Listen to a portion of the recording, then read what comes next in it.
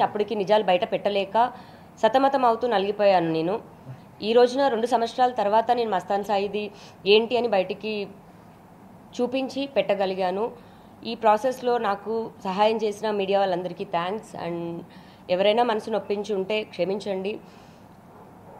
ఇప్పటితో ఈ గొడవని ఇష్యూస్ని అన్నీ వదిలేద్దాం అనుకుంటున్నాను. ఎటువంటి ఏదున్నా సరే మస్తాన్ సాయి పైన ఉన్నటువంటి కేసులు నేను లీగల్గా ఫైట్ చేసుకుంటాను, కోర్టులో చూసుకుంటానండి. దయచేసి ఇంకా ఎటువంటి యూట్యూబ్ ఛానల్స్లో కూడా నేను నా సెల్ఫ్ కన్ఫెస్ చేసుకున్న తర్వాత కూడా యూట్యూబ్ ఛానల్లో లావణ్య అలాంటిదని ఆడియో కాల్స్ తీసుకొచ్చి బయట పెడుతున్నారు. మస్తాన్ సాయి హార్డ్ డిస్క్ లేదా ఎవిడెన్సెస్ కలెక్ట్ చేసుకునే ప్రాసెస్లో నేను ఏదైనా చేసి ఉండొచ్చు. బట్ నా మెయిన్ కారణం మస్తాన్ సాయిది బస్ చేయడమే. అతను వీడియోస్ ఎందుకు చేస్తున్నాడు, ఆ వీడియోస్ చేయగల ప్రధాన కారణం ఏంటి, అవి ఎక్కడ అప్లోడ్ అవుతున్నాయి, రెడ్ ప్లే యాప్ ఏంటి, రెడ్ ప్లే యాప్లో అతను ఇలా ప్రైవేట్గా తీసిన వీడియోస్ అన్నీ అందులో ఎందుకు అప్లోడ్ చేస్తున్నాడు, మెయిన్ అది బయటికి రావాల్సింది పోయి మళ్ళీ తిరిగి ఇందులో లావణ్య చుట్టే తిరుగుతుంది. ఇదే నేను చేయాలని తెలుసు. బట్ ఈ ప్రాసెస్లో మేము చాలా కోల్పోయాం. రాజ్, ఐఎమ్ వెరీ సారీ చిన్నోడా. ఇక్కడే ఉంటే కాలు పట్టుకొని క్షమాపణ చెప్పాలని ఉంది. ఈలోపు నన్ను ఏం చేస్తారో కూడా తెలియదు. ఒక్క అవకాశం నాకు జీవితంలో ఉంటే రాజ్కి సారీ చెప్పాలనుకుంటున్నాను, అండ్ నా తల్లిదండ్రులకి సారీ చెప్పాలనుకుంటున్నాను. పడకూడని మాటలన్నీ పడ్డారు, నిందలు నాతో పాటుగా నా తల్లిదండ్రులన్నీ పడ్డారు. నేను వేరొక ఆలోచనతో లేదా డబ్బులు తీసుకోవాలన్న ఉద్దేశము, ఎటువంటి చెడు ఉద్దేశంతో నేను ఈ పని చేయలేదు. ఆడపిల్లలకి ప్రతి ఒక్క అమ్మాయికి ఇసుకున్న అమ్మాయిల గురించి నాకు తెలియదు. ఫ్యూచర్ నాలాగా అవ్వకూడదు అనే ఒకే ఒక్క కారణంతో నేను స్టాండ్ తీసుకున్నాను. థ్యాంక్స్ అండి.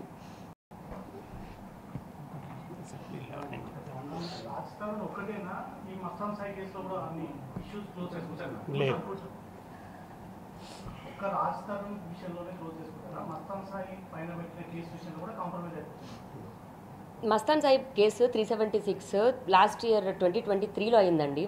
నేను రాస్తారుంది ఈ ఇంట్లో నుంచి అతను వెళ్ళిపోయాడని. ఇంట్లో నుంచి వెళ్ళిపోవడానికి ప్రధాన కారణం అంటే అతనికి మస్తాన్ సాయి వీడియోస్ ఇదంతా తెలిసినప్పటికీ డ్రగ్ కేసు అని ఒక్కటి రావడంతో రాజ్ తరుణ్ వెళ్ళిపోయాడు. సో ఆ ఒక్క కేసుది మాత్రమే నాకు నిజం ఏంటని తెలిసింది, అది రాజ్ తరుణ్ కాదు అని తెలుసుకుంటున్నాను. మస్తాన్ సాయి పైన పెట్టిన కేసు తర్వాతే మా జీవితాలన్నీ ఇవి తప్పుడు కేసులు వచ్చాయి. ఇవన్నీ నేను కోర్టులోనే చూసుకుంటాను. చివరిగా కోర్టు ఏ శిక్ష విధిస్తే అది ఆఖరికి నాతో అయినా సరే నేను రెడీగా ఉన్నాను.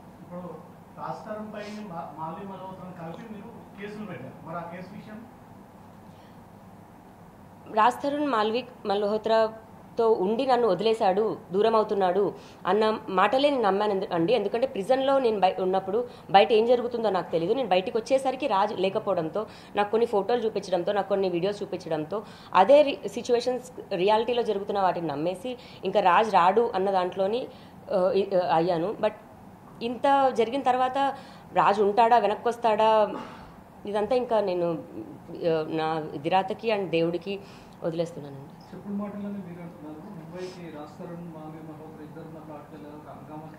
అవును అవును అవును అవును అవును అది ఖచ్చితంగా నేను కాన్షియస్గానే వెళ్ళాను, నా డెసిషన్తోనే వెళ్ళాను. ఎందుకంటే అందరూ చూశారు, అక్కడ మాల్వి మల్హోత్రా కూడా వచ్చి కో యాక్టర్స్ లావణ్య అలిగేషన్స్ వేస్తుంది. ఎవరైనా సరే నాకు లైఫ్లో ఛాలెంజ్గా విసిరినప్పుడు నేను అది ప్రూవ్ చేసుకోవాలని అనుకుంటాను. ఎందుకంటే నేను అక్కడ అబద్ధాలు చెప్పలేదు, అలిగేషన్స్ వేయలేదు. ఒక రాజ్ తరుణ్ మాల్వి విషయంలోనే మరి నేను వెళ్ళి ప్రూవ్ చేసుకున్న దాన్ని మస్తాన్ విషయంలో ఎందుకు చేసుకోనండి? రాజ్ తరుణ్ నావాడు కాబట్టి, అండ్ రాజ్ తరుణ్ నుంచి నాకు హాని ఉండదండి. రాజ్ తరుణ్ క్రిమినల్ కాదు అండ్ క్రుయాలిటీ ఉండదు, ఎలాంటి వాడని నాకు తెలుసు. ఆ హక్కుతో నేను వెంటనే వెళ్ళిపోయాను. కానీ మస్తాన్ సాయి అలా కాదు, నా పైన 3 times అటాక్ చేశాడు. అతనేంటని, వాళ్ళ పేరెంట్స్ ఏంటని మ్యానిపులేషన్స్ చేస్తారు, అది డిపార్ట్మెంట్ దగ్గర నుంచి అయినా సరే ఎలా చేశారు అని నా కేసులో నేను చూశాను. కాబట్టి నాకు 2 సంవత్సరాలు పట్టింది. నేను అదే ధైర్యంతో వెళ్ళాను, హార్డ్ డిస్క్ తీసుకొచ్చాను. అతను హార్డ్ డిస్క్ కానివ్వండి, ప్రతి క్లౌడ్ అకౌంట్లో కానివ్వండి, ఆ అమ్మాయిలు ఏంటి, ఎంతమంది అమ్మాయిలు ఉన్నారు, ఏం వీడియోస్ తీస్తున్నాడు, ఎక్కడ అప్లోడ్ చేస్తున్నాడు అన్నది పోలీస్ వారే తెలిపాలి.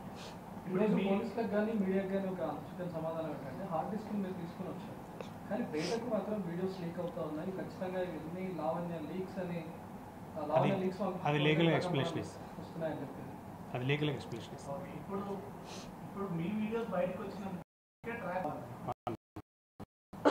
నాగా ఉన్నాయని డే 1 చెప్పాను కదండి. ఒకసారి మస్తాన్ పైన పెట్టిన కంప్లైంట్లో ఇతను అమ్మాయిల వీడియోస్ తీస్తున్నాడు, 850 పైగా వీడియోలు తీశాడు, అందులో నావి కూడా ఉన్నాయి అని నేనే బహిరంగ చెప్పాను. ఈ రోజున ఇప్పుడు అని కాదు. అండ్ నా వీడియోస్ రావడం ఈ రోజున వాళ్ళు వదులుతున్నారు. మరి నేను వదులుకుంటే మీరే చెప్పాలి, ఇంకా నీ వీడియోస్ నువ్వు ఎలా వదులుకుంటున్నావని. నేను ఎవరివి వదలలేదు. నేను కంప్లైంట్ నాకు తెలియదండి. ఇంకా నేను ఎవరితో మాట్లాడట్లేదు, ఫోన్ యూజ్ చేయట్లేదు. చాలా కేసెస్లో సన్ ఆఫ్ డాటర్ ఆఫ్ అని పెట్టారు. మొన్నిచ్చిన కంప్లైంట్లో మాత్రం వైఫ్ ఆఫ్ రాస్తారు. మీరు నేను రాజ్ పైన ఇచ్చిన కంప్లైంట్లో కూడా వైఫ్ ఆఫ్ రాజ్ అని ఉంటుంది. మస్తాన్ సాయి యొక్క కంప్లైంట్లో మాత్రమే రాజ్ని మెన్షన్ చేయలేదు, ఎందుకంటే రాజ్ పర్సనల్గా కోరాడు నన్ను ఇన్వాల్వ్ చేయొద్దు అని. ఎప్పుడు అతను ఉన్నది యాక్టర్ దాంట్లోని అండ్ రిలేటే లేదు, రాజ్తో సంబంధం లేని ఒక కేసులోని. అండ్ మేము పెళ్లి లీగల్గా కూడా చేసుకోలేదు. రాజ్ని ఇన్వాల్వ్ చేయొద్దు అన్నప్పుడు రాజ్ని ఎలా పెట్టాలి అని ఒక్క కారణంతో రాజ్ని పెట్టలేదు.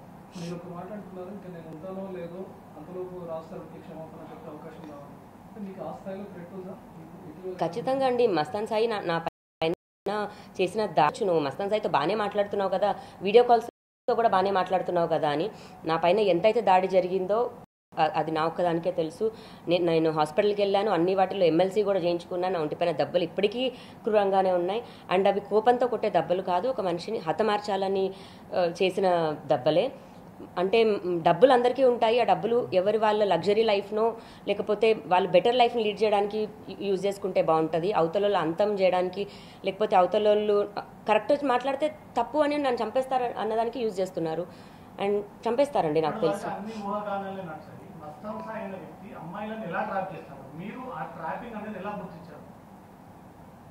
నేను అదే అండి, నేను ఒక 18-20 ఏళ్ళ వయసు ఉన్న అమ్మాయిని అంటే నేను గుర్తించలేకపోయేదాన్ని. అదే వాళ్ళ ట్రాప్లో లాంగ్ రన్ నడిచేదాన్ని. ఆస్ట్రేలియాలో ఉన్న ఒక అమ్మాయి, ఇప్పుడు ఆమె వయసు 26, నా పైన కంప్లైంట్ పెట్టింది కాబట్టి నేను పేరు కూడా చెప్పదలుచుకోలేదు. ఇప్పుడు అమ్మాయి వయసు 26, కానీ 7 సంవత్సరాలుగా అమ్మాయి అదే ట్రాప్లో అదే లూప్లో ఉంది. ఎందుకంటే ఆమె వయసు అప్పుడు 18 కాబట్టి. ఇప్పుడు అడిక్షన్ అంటే అదే కదండి, మనం అలవాటు పడిపోతాము దాంట్లోంచి.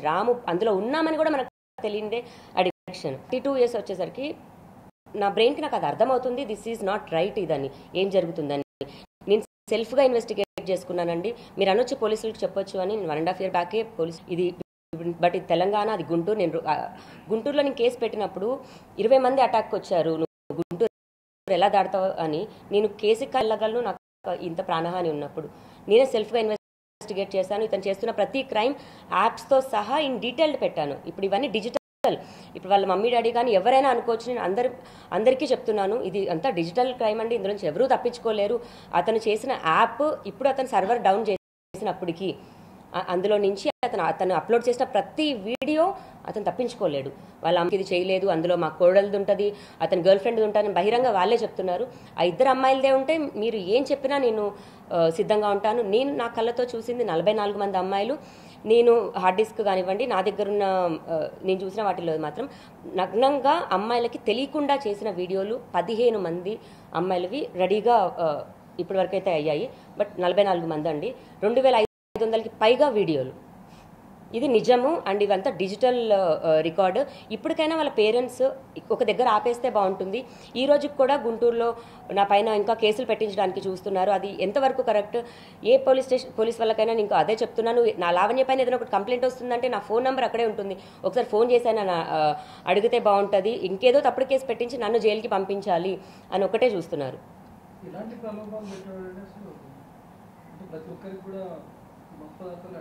అవును,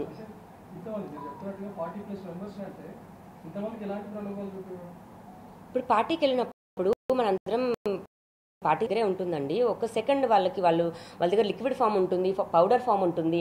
ఒక డ్రాప్ అది మనకి తెలిసే లోపే అన్నీ అయిపోతుంటాయి. మనం తిరిగి క్వశ్చన్ చేయకూడదు. తిరిగి ఎవరైనా సరే అనుకూలంగానే ఉండాలి. అడిగితే లేదా వాళ్ళ నాన్నగారు పెద్ద పెద్ద గొంతులు వేసుకొని వచ్చేస్తారు. నాకు పెట్టిన బూతులు నేను ఇంకెవరిని రాజుని మా మమ్మీనే తిట్టుకున్నాను. అది కూడా బయట ప్రపంచం మీద ఎక్కడా పడలేదు. ఇంట్లో నా ఫోన్లోకి యాప్ వేసాడు, మా మమ్మీని నేను తిట్టుకుంటే, నా రాజుని నేను తిట్టుకుంటే, అతను వేసిన యాప్ వల్ల అవి కూడా రికార్డ్ చేసి అవి ఇప్పుడు బయటకు వినిపిస్తున్నాడు. లావణ్య తప్పుడుది అని అతను చేసిన తప్పు ఒప్పుకోమనండి. అతను చేసిన యాప్ గురించి బయట పెట్టుకోమనండి. అడిగితే ఏం చెప్తాడు? ఇప్పుడు నేను ఒక యాప్ అతను అప్లోడ్ చేస్తే టెస్టింగ్కి అమ్మాయిలు నగ్న వీడియోలు వాడతారండి? నాకు అర్థం కాదు. అతని భార్యది ఇదైతే మరి వాళ్ళకి అలవాటు ఉందేమో, వాళ్ళు చేసే పూజ అంటారు, వాళ్ళు చేసే ఇవ్వంటారు, వాళ్ళకి అలవాటు ఉందేమో. నాకు చిన్నప్పటి నుంచి లేదు అలాంటి పీపుల్ చుట్టుపక్కల నేను లేను, నాకు ఎప్పుడు తెలీదు. మొబైల్ సంబంధించినటువంటి ఎవిడెన్స్ కొన్ని దగ్గర పెట్టుకొని మొబైల్ సంబంధించిన వీడియోలు పెట్టుకొని మాకు అర్ధరాత్రుల పూట 30 లక్షలు అంటుంది, తర్వాత 2 కోట్లు అంది, 5 కోట్లు అంది, 50 కోట్లు అంటుంది, రకరకాల ఇదే పనికి మస్తాన్ సాయి తల్లిదండ్రులు చెప్తున్నారు. దానికి సంబంధించి ఏం చెప్తారు? ఇప్పుడు మీ అందరికీ కూడా అవగాహన ఉంటుంది. ఎవరైనా ఒక మనిషి తీసుకొని బ్లాక్మెయిల్ చేయాలనుకుంటే దాన్ని 2 సంవత్సరాలు ఎవరూ సాగదీయరు. నేను ఆ పని ఏమీ చేయలేదు. నన్ను నువ్వు ఇప్పుడు ఒక ఆడియో కూడా బహిరంగ రిలీజ్ అయింది, అది ఇప్పుడు నేను కూడా నేను చెప్పదలుచుకోలేదు. మరి ఇప్పుడు నువ్వు డాష్వి కదా ఇదంటే నువ్వు డాష్ అవ్వడానికి అన్నది అది ఎగ్జాంపుల్గా తీసి కొట్లాడుతున్న మాటలు తప్ప అలా ఎగ్జాంపుల్గా మాట్లాడినవే కానీ ఏ రోజు నేను డబ్బులు అడగలేదు, డబ్బుల కోసం ఇలాంటి పని చేయలేదు. అతను తప్పు చేస్తాడు, తప్పు కూడా కాదు, క్రైమ్. అతను ఇలా చేయడం ఆ క్రైమ్ అన్నాను. ఎందుకంటే అతను ఫ్యూచర్లో ఇంకా ఇది ఆగట్లేదు. 2 సంవత్సరాలు అవుతుంది. అతని మీద పెట్టిన కేసు 1.5 year అవుతుంది. ఇదే ఇంట్లో కూర్చున్నాడండి, నేను బయట ఉన్నాను, ఇదే ఇంట్లో కూర్చొని కూడా అమ్మాయితో మాట్లాడుతూ అతని క్రైమ్ ఈ రోజు వరకు కూడా ఆగట్లేదు. ఇంకా ఇది ఆగాలి, అది పోలీసులే ఆపాలి, ఈ జనాలే ఆపాలి, వాళ్ళ తల్లిదండ్రులతో ఆపించాలి. తల్లిదండ్రులతో మీరు అనేక సార్లు ఫోన్లు చేసేవాళ్ళు అనే విషయం చెప్తున్నారు. వాళ్ళకి మీకు మధ్య జరిగినటువంటి కన్వర్సేషన్స్ ఏంటి, దేనికి సంబంధించి మాట్లాడేవాళ్ళు? మీ కొడుకు ఇలా చేస్తున్నాడు, మొన్న కూడా నేను వాళ్ళ డాడీకి కాల్ చేశాను, అంకుల్ మీ కొడుకు మా ఇంట్లో ఉన్నాడు, దయచేసి వెళ్ళిపోమని చెప్పండి, ఒక్కదాని మీదే ఉన్నాను. మరి అతని డేటా నేను ఇప్పుడు తీసుకున్నాను అన్నప్పుడు 2 సంవత్సరాల క్రితం కూడా మరి నా డేటా, రాజతరుణ్ డేటా మా ఇద్దరిది గుప్పెట్లో పెట్టుకొని కూడా అంతే అన్నాడు. మీ మీద క్రైమ్ చేస్తానో మా డేటా తీసుకోలేదే, లావణ్య క్రైమ్ చేసింది అని చెప్పి డేటా తీసుకున్నామని చెప్పండి.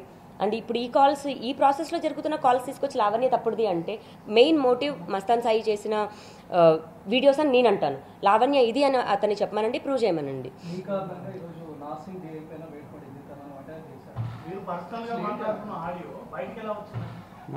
దానికి లీగల్గా ఎలాంటి కన్ఫర్మేషన్ లేదండి. ఫోరెన్సిక్ పంపించండి.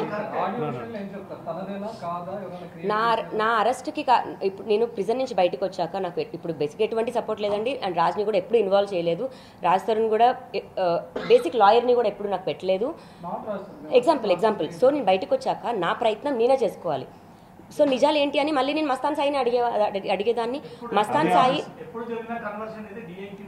అదే అండి, నేను సెప్టెంబర్లో, లాస్ట్ ఇయర్ సెప్టెంబర్లో ఆ ప్రాసెస్ ఏం జరుగుతుందంటే నన్ను అరెస్ట్ చేయించింది త్రూ డిఐగా అని మస్తాన్ సాయి నాకు చెప్పినప్పుడు,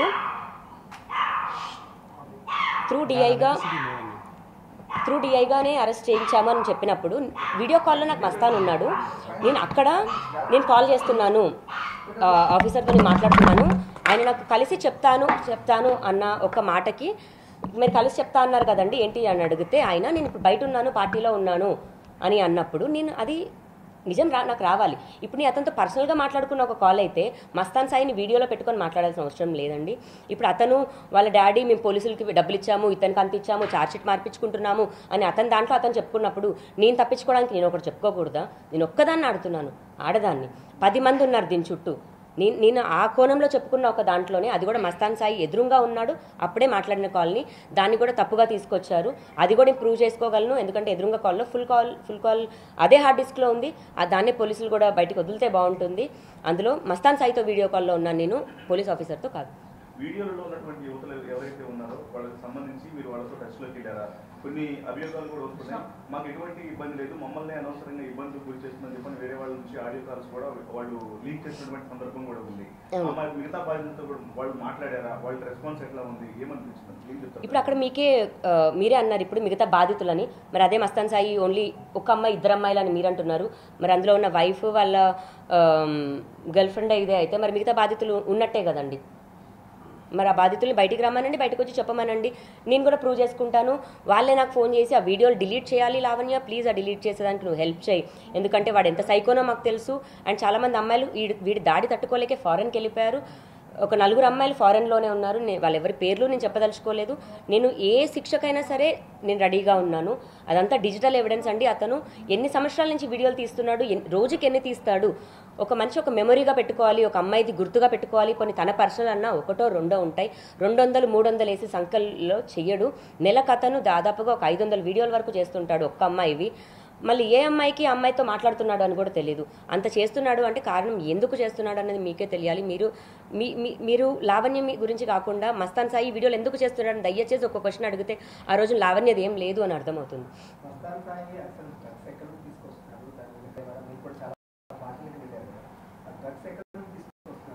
ఇప్పుడు అతను రిలీజ్ అయిన పార్టీస్లో ఎందులో కూడా నేను లేనండి. అతను అది పాస్ట్ లైఫ్. అందులో అతని భార్యతో సహా అతని మిగతా వాళ్ళ ఫ్యామిలీ మెంబర్స్తో సహా ఉన్నారు.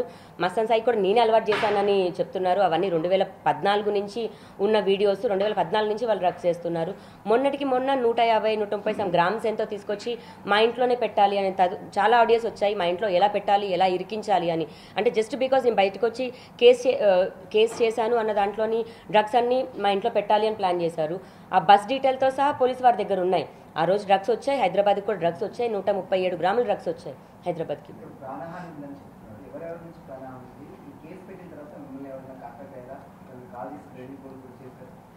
నన్ను బెదిరిస్తున్నారండి. థ్రెట్ కాల్స్ కూడా వస్తున్నాయి. ఇక్కడితో ఇదంతా నువ్వు ఆపేయి అని అంటున్నారు. ఆఖరికి వాళ్ళ ధైర్యం రాస్తారు ఉండగా ఈ అమ్మాయి బయటికి రాదు అని. ఎందుకంటే సినిమాకి సంబంధించిన ఒక వ్యక్తి అతను కెరియర్ కోసం లేదా పరువు కోసం ఉంటాడు. అలాంటి వ్యక్తి ఉన్నప్పుడు ఈ అమ్మాయి బయటికి వచ్చి రాదు అని నన్ను ఎంతైతే టార్గెట్ చేశారో రాస్తారు ఉన్నా కూడా నేను నా కోసం అన్ని బయటకు వచ్చి ఫైట్ చేయాలి. అందులో ఇప్పటికీ కూడా కోల్పోయింది నేను రాస్తారునే.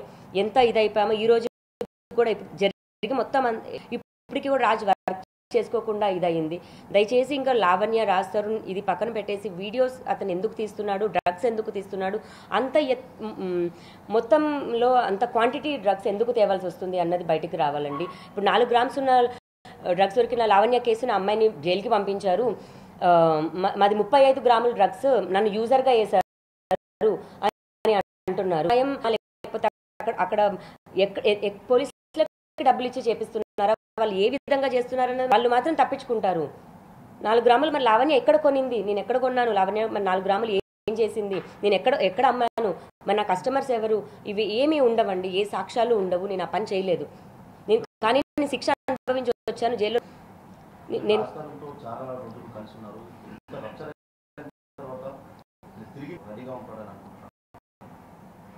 నేను నిజంగా దాని గురించి అయితే ఆలోచించలేదండి. దేవుడు ఏం రాజ్కి నేను మనస్ఫూర్తిగా అయితే క్షమాపణ కోరుతున్నాను. నేను చేయాలనుకుంది అయితే ఇదే అల్టిమేట్గా. అది అయితే రాజ్కి తెలుసు.